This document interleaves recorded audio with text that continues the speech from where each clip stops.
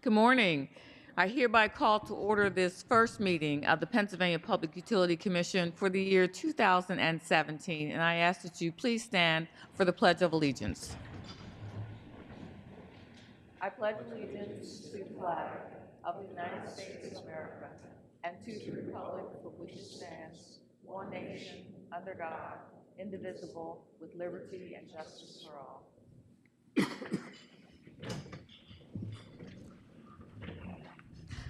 The first matter on this morning's agenda is the approval of the minutes for the meeting of December 8th, 2016, and I would call on Vice Chairman Place, who is the editor of the minutes.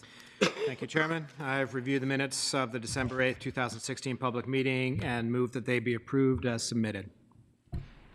We have a motion to approve the minutes of December 8th, 2016. Is there a second? Second. Second by Commissioner Sweet. Any edits? Hearing none, all those in favor say aye. Aye.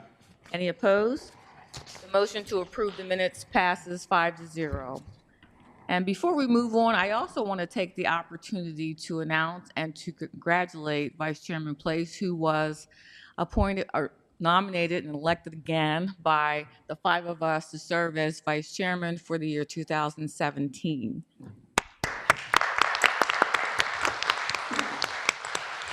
As you know, our code requires that the governor will make an appointment of the chair, but the five commissioners would decide and select who would serve as their vice chairman each year. And we did so at the end of December, and it was my fault that I forgot to announce it at the last meeting. But congratulations to Vice Chairman Place.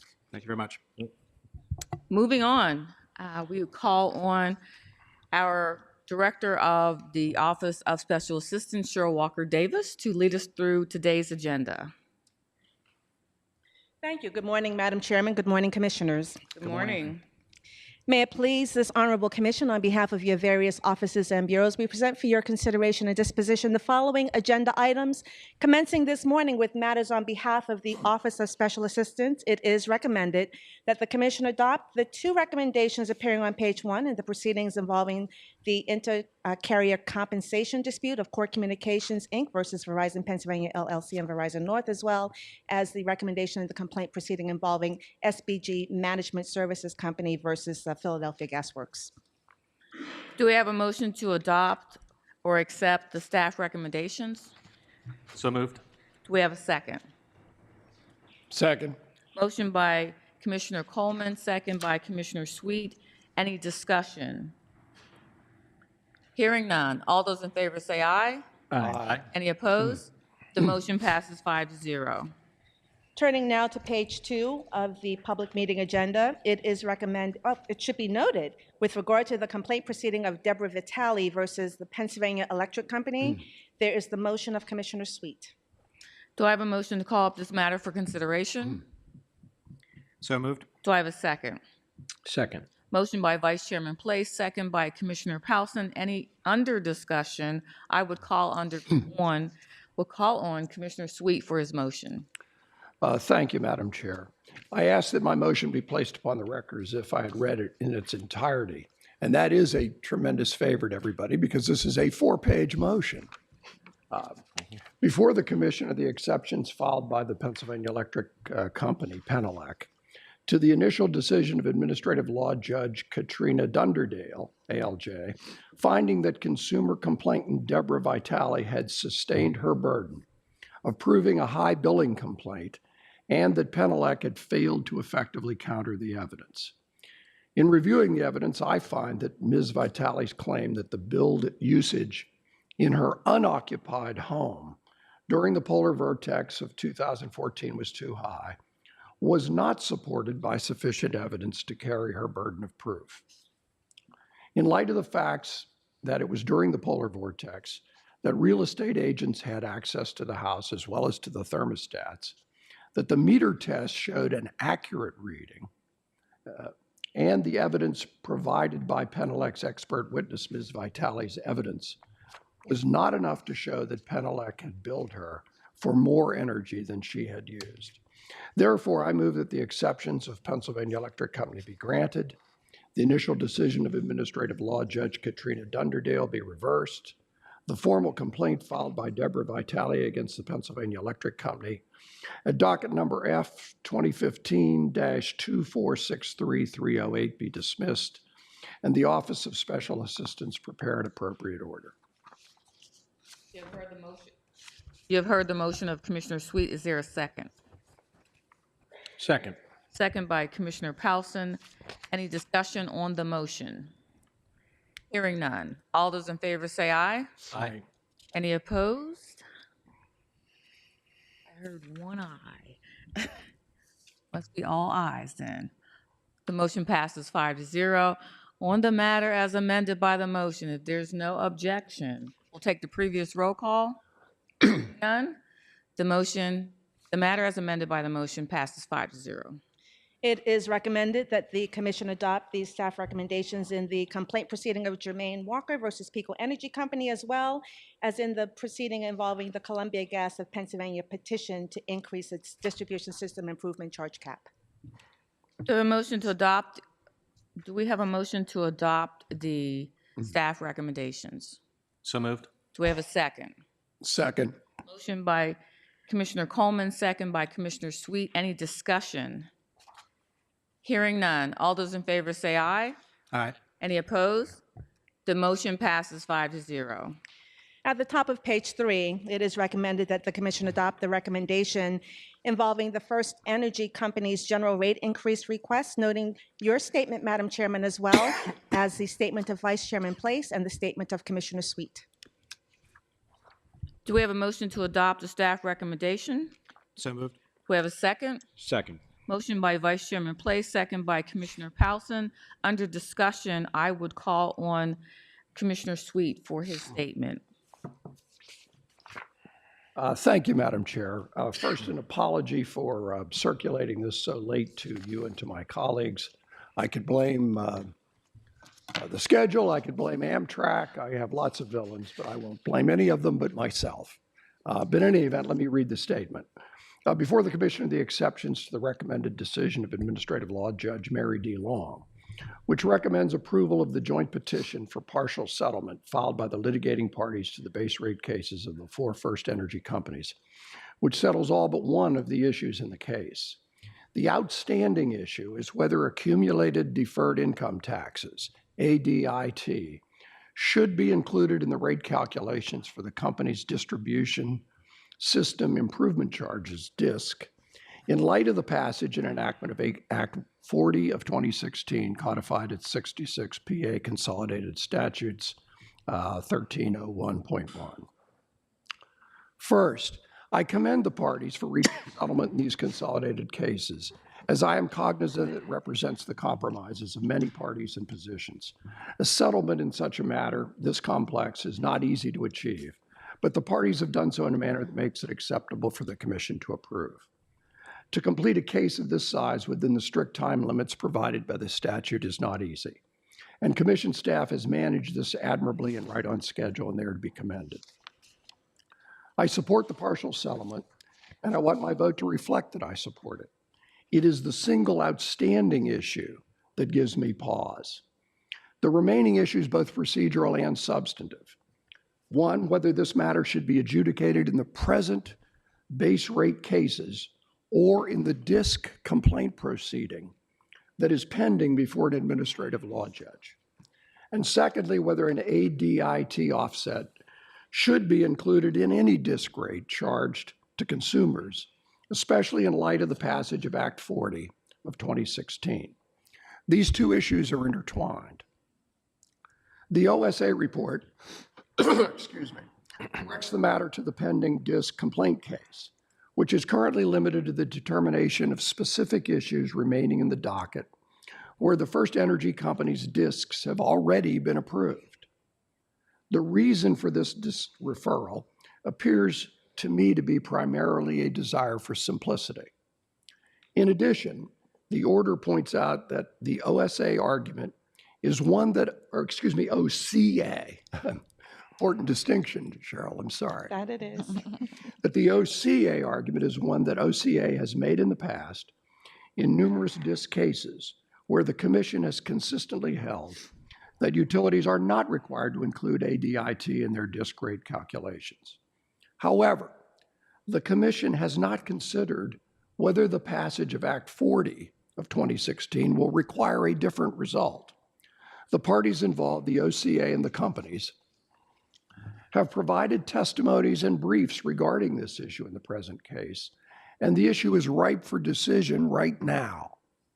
Act 40 states in part, and I quote, "If an expense or investment is allowed to be included in a public utility's rates for rate-making purposes, the related income tax deductions and credits shall also be included in the compilation of current or deferred income tax expense to reduce rates," close quote.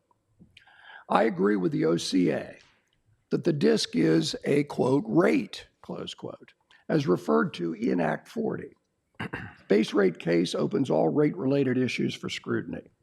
Act 40 refers to, quote, rates, unquote, without distinguishing a DISC charge as something other than a rate.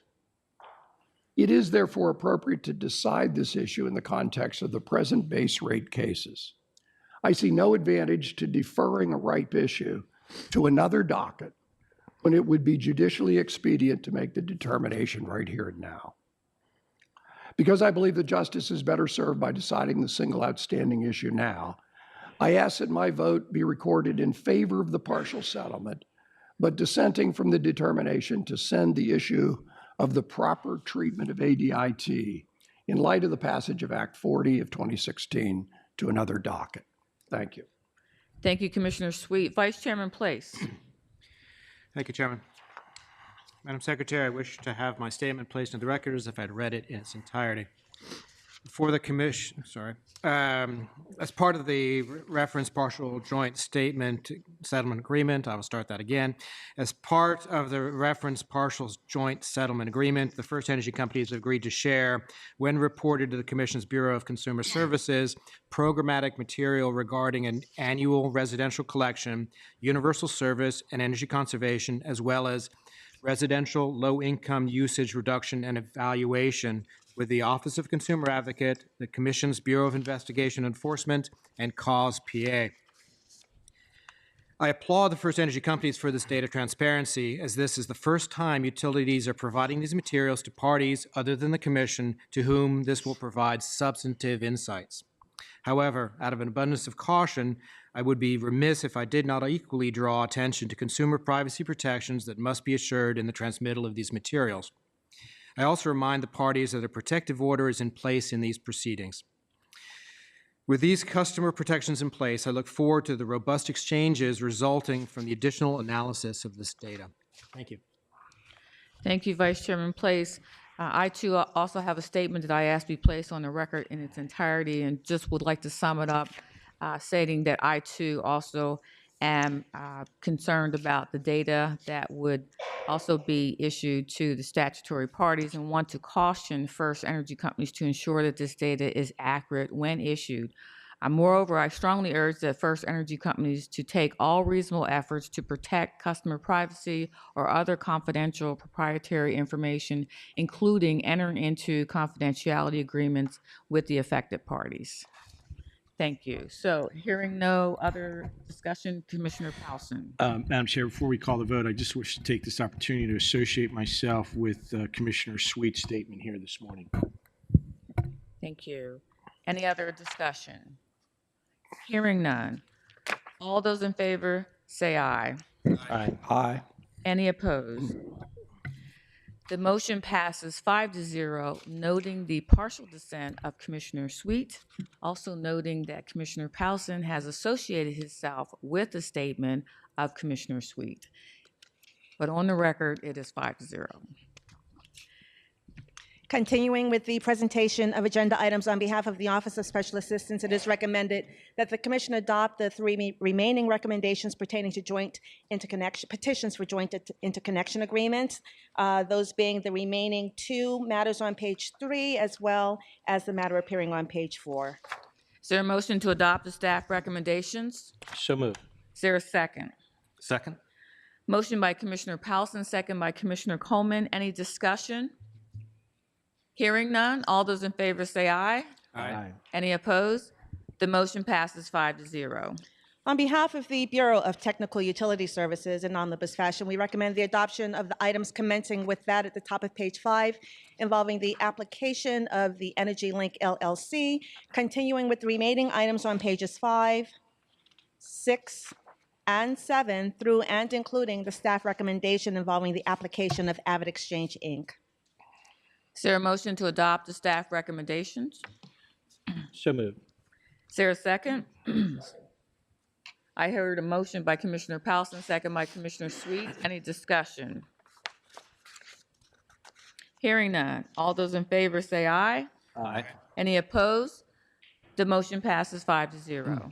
On behalf of the Law Bureau, on page 8 of the public meeting agenda, it is recommended that the Commission adopt the 3 recommendations there appearing through and including the recommendation to change jurisdiction to the Court of Common Pleas in the matter involving compensation to CSX Transportation, Inc. Is there a motion to adopt the staff recommendations? So moved. Is there a second? Second. Motion by Vice Chairman Place, second by Commissioner Coleman. Any discussion? Hearing none. All those in favor say aye. Aye. Any opposed? The motion passes 5-0. Turning now to matters presented on behalf of the Office of Administrative Law Judge, commencing on page 9 of the public meeting agenda, it is recommended that the Commission adopt ALJ Cheskis's recommended decision in the proceeding involving the Verizon Pennsylvania LLC and Verizon North LLC 2016 price change opportunity filings and associated revenue increases. Is there a motion to adopt the staff recommendation? So moved. Is there a second? Second. Motion by Commissioner Coleman, second by Commissioner Powell. Any discussion? Hearing none. All those in favor say aye. Aye. Aye. Any opposed? The motion passes 5-0. It is recommended that the Commission adopt ALJ Barnes's recommended decision in the proceeding involving the Frontier Company's 2016 Joint Price Stability Index Service Price Index Report filings, as well as the associated tariff supplements, noting your statement, Madam Chairman. Is there a motion to adopt the staff recommendation? So moved. Is there a second? Second. Motion by Vice Chairman Place, second by Commissioner Sweet. Under discussion, I would just like to note for the record that consistent with Section 1102 of the Commonwealth Ethics Act, I will be recusing myself from this matter because my brother is employed by Frontier Communications. Any further discussion? Hearing none. All those in favor say aye. Aye. Any opposed? The motion passes 4-0, noting my recusal. Turning now to page 10 of the public meeting agenda, it is recommended that the Commission adopt ALJ Buckley's recommended decision in the matter involving PPL Electric Utilities Corporation petition for approval to use a remote service switch in its meters for involuntary service terminations, noting the statement of Vice Chairman Place. Is there a motion to adopt the recommended decision? So moved. Is there a second? Second. Motion by Commissioner Powell, second by Commissioner Coleman. Any discussion? Under discussion, let me point or recognize Vice Chairman Place for his statement. Thank you, Chairman. Madam Secretary, I wish to have my statement placed in the record as if I'd read it in its entirety. Before us is PP Electric Utilities Corporation's petition to use a remote service switch for involuntary service termination subject to the terms and conditions of the proposed joint settlement filed by the parties. I strongly support this petition, which highlights the benefits that smart meter system installation can produce, including a number of enhancements to safety, customer service, and reduced customer costs, while also maintaining vital customer protections. More specifically, PPL has enumerated in this filing the following benefits of its remote service switch program. As to enhancing safety, PPL will no longer be required to physically remove the meter and install a boot to disconnect service. This is a safer process for PPL's employees, as it will avoid electrical flashes that can occur when meters are physically removed from the socket. Using a remote disconnection switch will also reduce meter tampering. When boots are used to disconnect service, attempts are at times made by customers to remove the boots to restore service. Customers will not be able to tamper with a remote switch to restore service. In an attempt to restore service.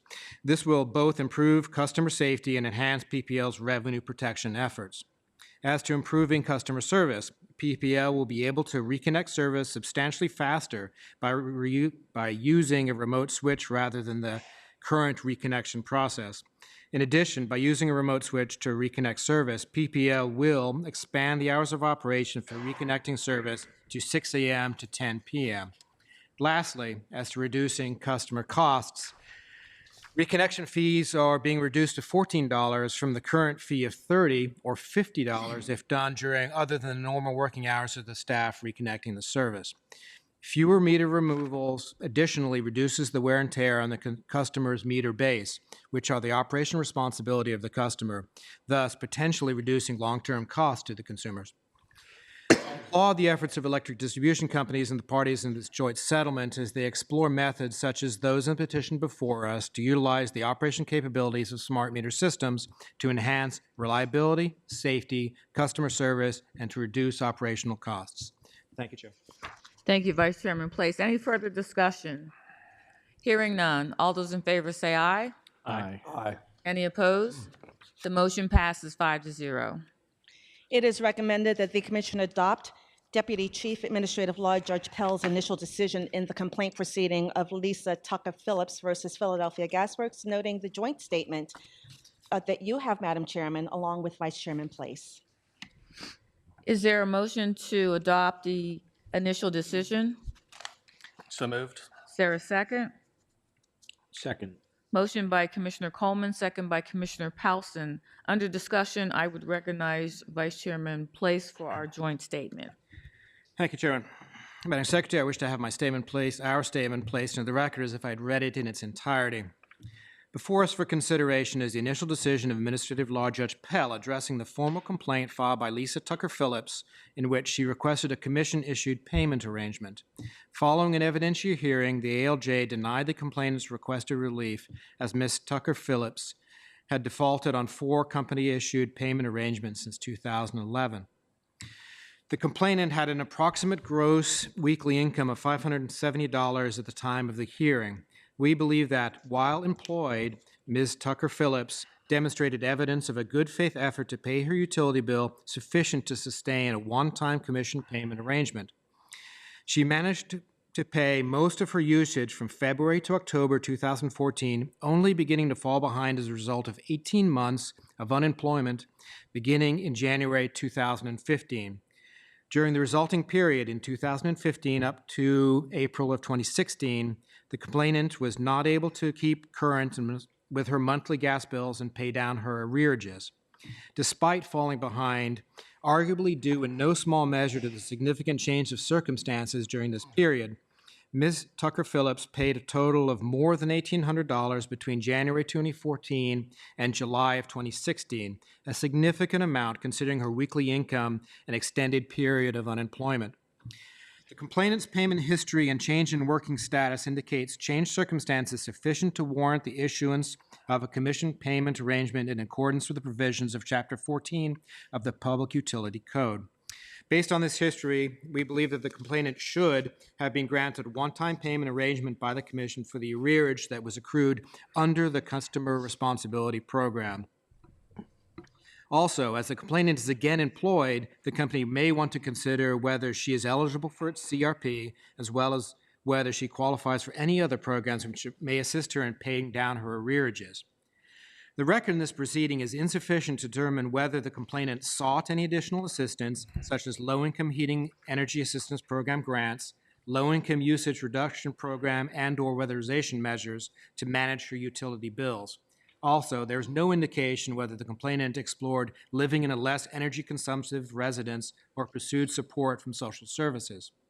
Additionally, the record provides little insight into whether she could afford the company-issued payment arrangements. However, comparing Ms. Tucker Phillips's gross weekly income to the first of several company-issued monthly payment arrangements, as in $233 per month, does raise the question of whether unaffordability was a substantive reason for her inability to stay current on the arrangement payment plans.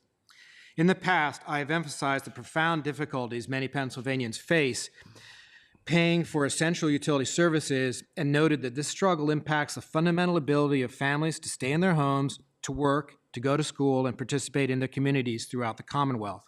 Moreover, the lack of utility service may well lead to unsafe living conditions and homelessness. The challenges of this case notwithstanding, there is much to commend the substantive efforts made by regulated utilities through statutory and voluntary programs, including in this case, to provide assistance to low-income and payment-troubled customers. These all too common cases should compel all of us to further address with prudence the arrearage and payment challenges of utility customers and to contribute to the maintenance of essential utility services. As we have stated previously, it is likely that there are policies that could further assist in mitigating these challenges, such as reevaluating the Commission's energy burden guidelines, additional educational outreach, and coordinated efforts among all parties. If further solutions can be crafted to more thoroughly address disconnection of essential utility services for low-income and payment-troubled customers, substantive benefits accrue not only to the affected customers, but also to utilities, ratepayers, and communities throughout the Commonwealth. Therefore, we respectively dissent. Thank you. Further discussion?